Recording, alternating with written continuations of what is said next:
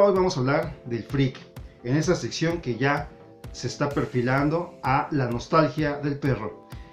Eric Proaño, alias Freak, es un miembro fundador, integrante de la extinta revista Gallito Comics y también del Taller del Perro, junto con Quintero, Peláez, Clement y Víctor del Real y otros dibujantes más. Marca una etapa importante, una generación importante dentro de la historia de la historieta en México. Para mí es muy importante este taller porque se distinguen dentro de lo que conocemos como historieta mexicana, como esta parte que tenía más inquietudes filosóficas. Sus contenidos eran muchísimo más profundos.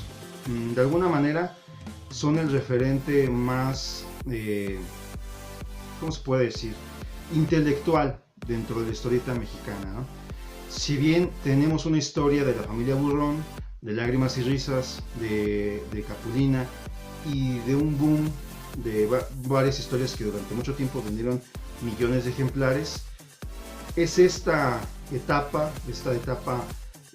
ochentera, noventera, principios de los 2000, donde ellos generan una nueva forma de acercarse a la historieta, totalmente influenciados, inspirados y comprometidos por la contaminación de historietas del extranjero, ¿no? Metal Burlán, Heavy Metal, todo el boom de historieta argentina. Entonces esto hace mella en ellos y transportan esas necesidades de contar historias mucho más profundas en realidades mexicanas. Sí con sus gags, sí con todas sus referencias, sí con todos los dichos que se pueden tener aquí, pero al final son pequeñas bofetadas de realidad nacional. Por eso para mí son muy importantes y es muy triste el hecho de saber con el paso del tiempo que mucho de su ego de ellos pues provocó esta separación. Bueno, un poco para hablar del Freak, hay que decir que ha hecho historias como Crónicas Perras. Esta es una edición del 2000, aquí es un recopilado de varias historias de este Freak, en donde está apoyado en el dibujo por personas como el propio Quintero. Obviamente trabajo de él mismo y en algunas partes ilustraciones de Clement. Y bueno, también tenemos, tiempo después se hizo esta pequeña edición, ese es el título Caldito de Pollo, y esta fue una pequeña colección de aproximadamente 11 o 12 pequeños ejemplares en donde diferentes autores contaban un pequeño cuento y salió en este bonito edición miniatura plateada que es muy padre. Y además también aquí vemos una historia muy visceral, ¿no? En Crónicas Perros vemos un humor también muy parecido, un poco, por ponerlo así a modo de ejemplo, al tipo de actitud que tiene personajes como el Lobo, o muy en la parte psicótica y desfachatada de mucho del cómic alternativo de Estados Unidos, ¿no? Eso es lo que vemos aquí en Crónicas Perras, Caldito de Pollo, y hay muchas más historias, pero bueno, uno de los más también importantes, allá por el 2000, el gobierno de la Ciudad de México tuvo el buen tino de hacer una antología que hablara sobre la Ciudad de México y convocó a varios dibujantes. Obviamente estaba el Taller del Perro, obviamente estaba el Freak y muchos dibujantes más como el propio Humberto Ramos, Bachán, que aquí la historia de Bachán me gusta mucho, y Beteo, que para esa época Beteo se estaba ya integrando a lo que en ese momento ya era el taller. Esto es Sensaciones de Chilangos. Quien no tenga esta edición pues se pierde de la punta más alta en cuanto a calidad y contenido de lo que era el cómic en esa época, ¿no? Repito, lamentablemente esto ya no se replicó, ya no se volvió a hacer. Ahora ya hay un boom de nuevos autores, esta nueva generación que se autoedita, que autoforma, crea y hace que su producto salga, pues está haciendo la diferencia, ¿no? Es otra forma, pero ciertamente esto era como la síntesis de lo que se podía llegar a hacer con gran calidad en el México del año 2000. Bueno, dentro de estas historias viene Madre Santa. Un poco la historia rápida de Madre Santa. Corría el año del 87 y Eric Proaño estaba en la Escuela Nacional de Pintura, Escultura y Grabado de la Esmeralda. Estando ahí ya estudiando, le llegan dos convocatorias, uno de la Federación de Estudiantes de Guadalajara y otro del Museo de Culturas Populares. La convocatoria obviamente era para crear una historieta. Checando tiempos, la que se aproximaba más era la de Guadalajara, y ahí enfoca su tiempo para acabarla y poder después brincar a la otra y hacer otra historia. Sin embargo, la misión, la empresa de hacer una historia lo consume, y a últimas horas del cierre de la convocatoria logra meter su historia, y él le explica aquí en este mismo libro que queda agotado, ya no tiene más fuerzas ni capacidades ni neuronas para inventar otra historia, y por eso queda fuera del Museo de Culturas Populares. Concurso en donde sí entraron personas o sus demás colegas, ¿no? Quintero, Peláez y Clement. El caso es que, pues un poco decepcionado por no haber logrado entrar a las dos, después con un par de semanas recibe la buena noticia de que en Guadalajara gana el segundo lugar. Y esto significaba, pues bueno, que le iban a editar su historieta, ¿no? 1000 ejemplares, un tiraje de 1000 ejemplares, y eso hacía que Madre Santa ya existiera, ¿no? Le dan eso, le dan su premio, le dan también títulos de otros ganadores, y él puede vender estos libros a las librerías como Gandhi, como El Sótano. Esto ocurrió en el 87. Yo era un chamaco.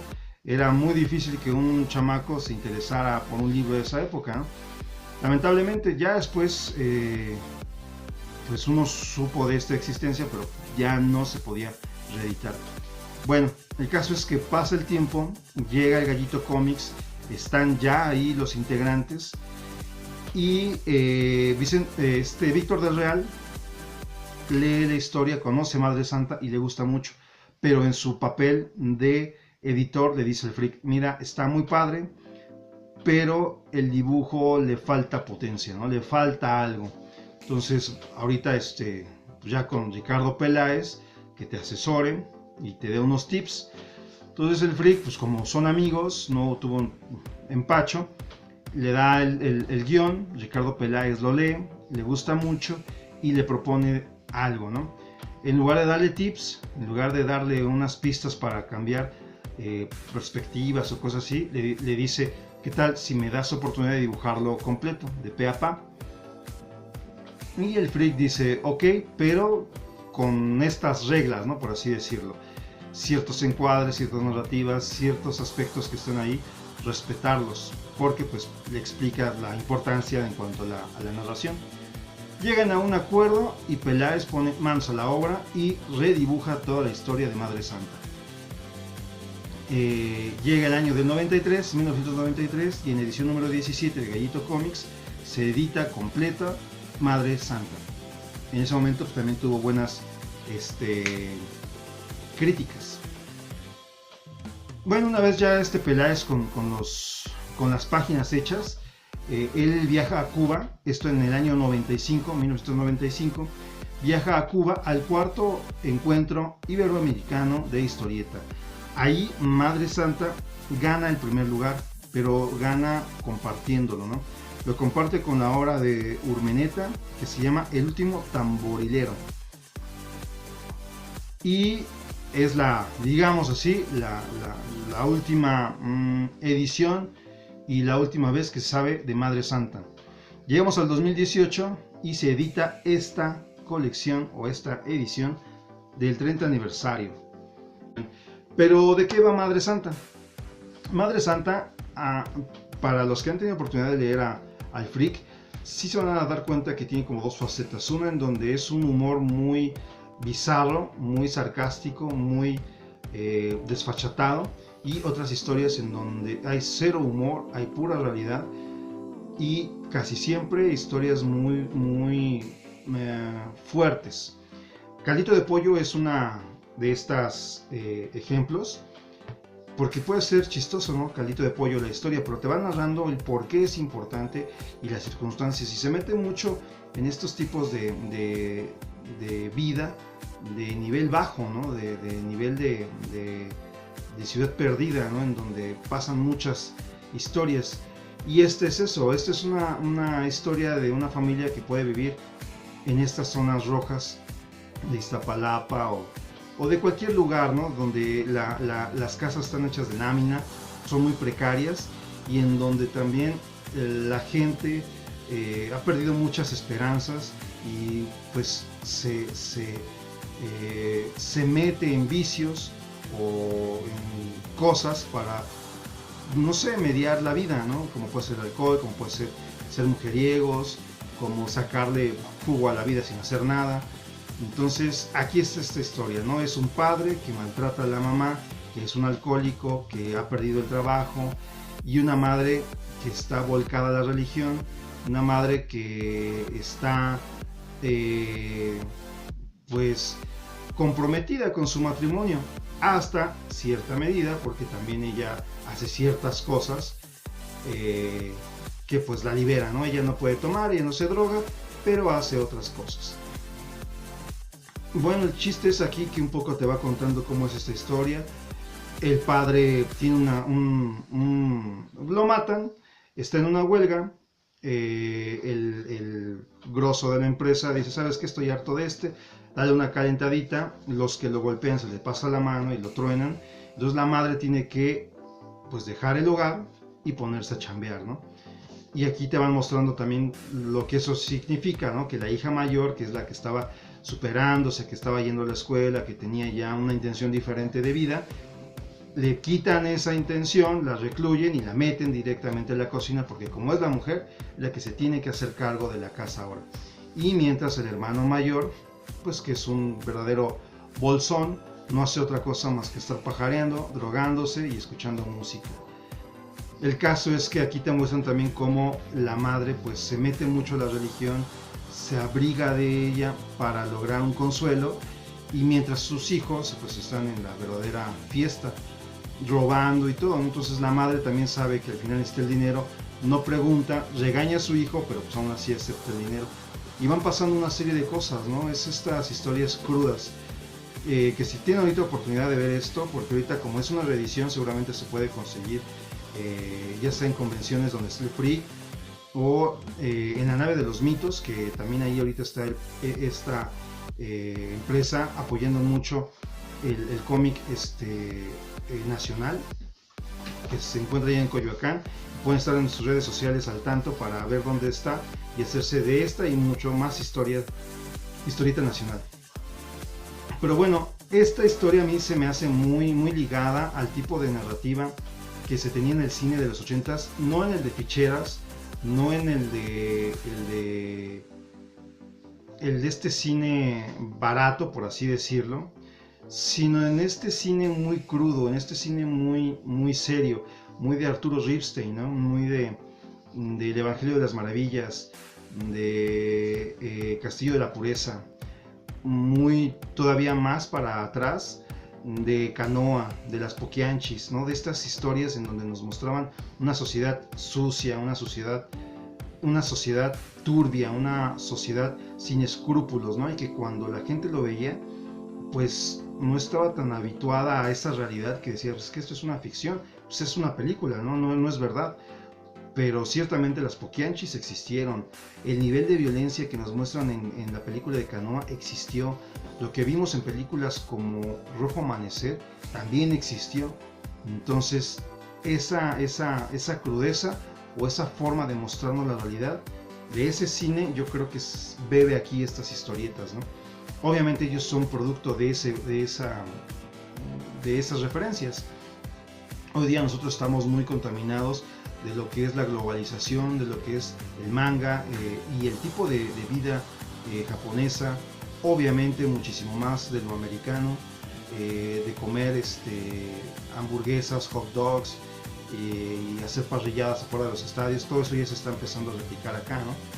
Entonces ellos, por ejemplo, tenían una influencia menor, ¿no? Tal vez sí nada más de los productos, no tanto del estilo de vida. Y bebían mucho del estilo de vida aquí, ¿no? De referencias de Pedro Infante, de refranes, de formas de hablar. Aquí, por ejemplo, el personaje que es el hijo tiene la forma de hablar cantadita, ¿no? De ¿qué pasó, mano? Chale. Y así, ¿no? Y lo lees y te lleva a eso, ¿no? Pero bueno, eso es la parte padre de esta historia, ¿no? Que también con con el dibujo de Ricardo Peláez, sí es mucho más potente, mucho más expresivo, ¿no?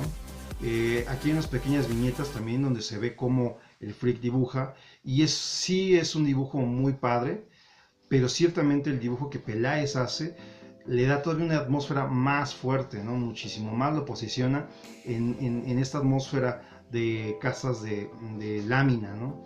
En esta sociedad de empresas donde los jefes sin escrúpulos simplemente exprimen a los trabajadores, ¿no? Y le da muchísimo más atmósfera de la que tenía en su dibujo original de el Frick. Y bueno, pues el binomio Frick Peláez hacen de esta una historia muchísimo más fuerte, muchísimo más interesante y muchísimo más atractiva visualmente. Y cuando la lees, la verdad que te deja ese sabor de boca incómodo, ¿no? De qué está pasando, ¿no? Y que lamentablemente esto sigue siendo algo actual, ¿no? Si bien esto se hizo en los 90s, hoy día pues todavía sigue existiendo esta forma de vida, ¿no? Pero bueno, ya aquí cerramos. Si pueden hacerse de esta historieta, háganlo, se los recomiendo mucho. Y con esta cerramos un poco esta sección de la nostalgia del perro, donde ya hablamos de Clement, Quintero, Peláez, el Frick, y pues que son los más distinguidos, ¿no? de este colectivo. Posteriormente ya haremos otro. Si llegaste hasta el final de este episodio, muchas gracias. Recuerda darle like y estar al pendiente de más programas, ¿no? Pues yo me despido, Poderoso Sensual, Madre Santa, con Ricardo Peláez y Eric Proaño, alias Frick. ¡Chécalo!